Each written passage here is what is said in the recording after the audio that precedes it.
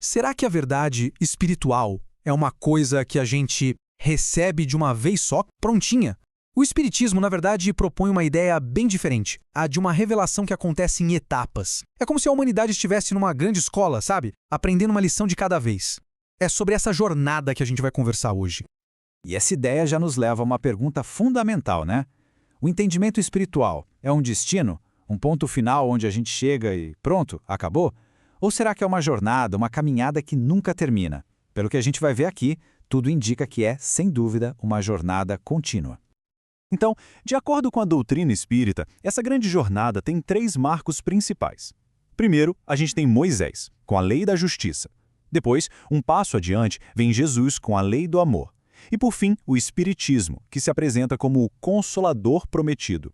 Vamos dar uma olhada em cada uma dessas fases para entender como elas se conectam.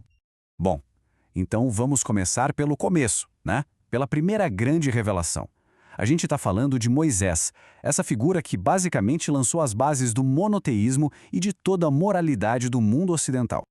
Imagina só o impacto disso naquela época. Moisés chegou com 2 ideias que, nossa, mudaram tudo. Primeiro, existe um Deus único.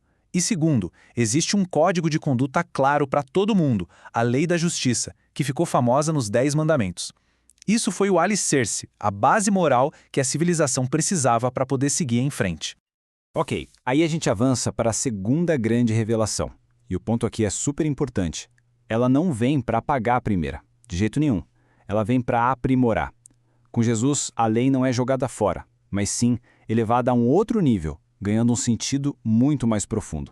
E olha que interessante a visão do Espiritismo sobre isso. Jesus não é só mais um profeta, ele é o modelo, o guia mais perfeito que Deus ofereceu para a humanidade. Os ensinamentos dele são vistos como a expressão mais pura da lei divina, porque ele vivia, ele respirava, ele era o amor e a sabedoria em pessoa.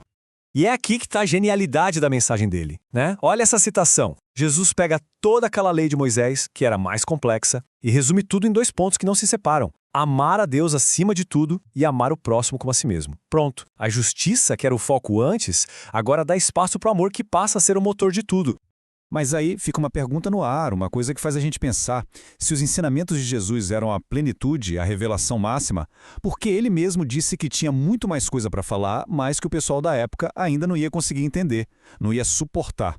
Essa frase dele é como se ele tivesse deixado uma porta aberta para o futuro. E é exatamente por essa porta que Jesus deixou entreaberta que a gente chega na terceira revelação. O Espiritismo se apresenta num momento em que a humanidade já está diferente, mais madura, mais preparada para questionar e para tentar entender aquelas verdades que antes pareciam, nossa, complexas demais. Mas, espera aí, o que faz uma revelação ser autêntica de verdade? Para o Espiritismo, a resposta está na ideia de verdade eterna. A lógica é bem simples, na verdade. Se Deus é perfeito, a verdade que vem dele também tem que ser. Não pode mudar de ideia, não pode ter prazo de validade, nem ter erros ou contradições, certo? E é aqui que o Espiritismo tem uma característica, assim, muito única. Ele tem um pé em cada mundo, digamos. De um lado, ele se diz de origem divina e espiritual, mas do outro, a elaboração dele é quase científica. Exige que a gente use a razão, observe os fatos, pesquise. Não é para ter fé cega, é para examinar. E essa frase resume perfeitamente essa natureza progressista da doutrina. O que isso quer dizer na prática? Que o Espiritismo não tem medo da ciência. Pelo contrário, ele caminha junto com ela. Se a ciência um dia provar que algum ponto da doutrina está errado, o Espiritismo se ajusta, porque a verdade é mais importante que o dogma. Certo. Agora vamos conectar os pontos. Como é que essa terceira revelação se liga àquela promessa que Jesus fez? A resposta é que o Espiritismo não se vê como uma coisa totalmente nova, mas sim como o cumprimento de uma profecia antiga, a chegada do tal Consolador Prometido.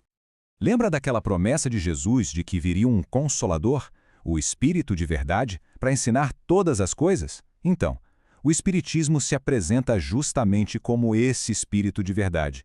A ideia é que ele veio para tirar a poeira de ensinamentos que foram esquecidos ou mal interpretados e explicar melhor aquilo que foi dito por meio de parábolas.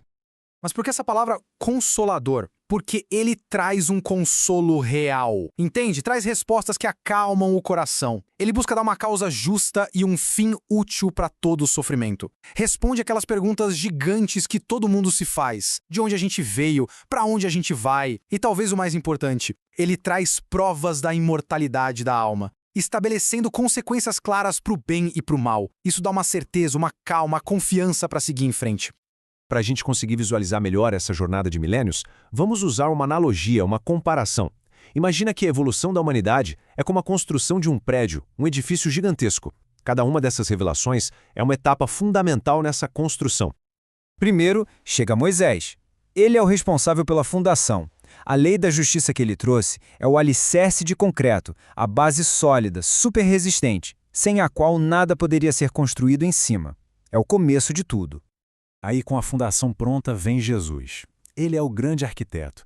Ele não muda o alicerce, que já está firme. Ele traz a planta do prédio, o projeto arquitetônico, o design sublime, perfeito. A lei do amor é essa planta, mostrando como a vida deve ser construída da forma mais bonita e elevada possível. E finalmente chega o Espiritismo. E qual o papel dele? Ele não vem para mudarem a fundação nem o projeto do arquiteto. Ele é como se fosse o manual de engenharia, a planta executiva. Sabe aquela cheia de detalhes? Ele mostra como a gente pode construir esse prédio, explicando a lógica por trás de cada detalhe do projeto e provando que erguer esse edifício de amor não é só um sonho bonito, é um projeto totalmente possível, real. E com isso, a gente volta àquela nossa pergunta do começo.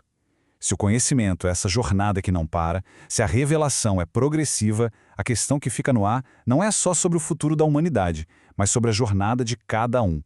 Qual será a próxima verdade que estamos, como indivíduos e como coletivo, prontos para descobrir? Afinal, a construção continua.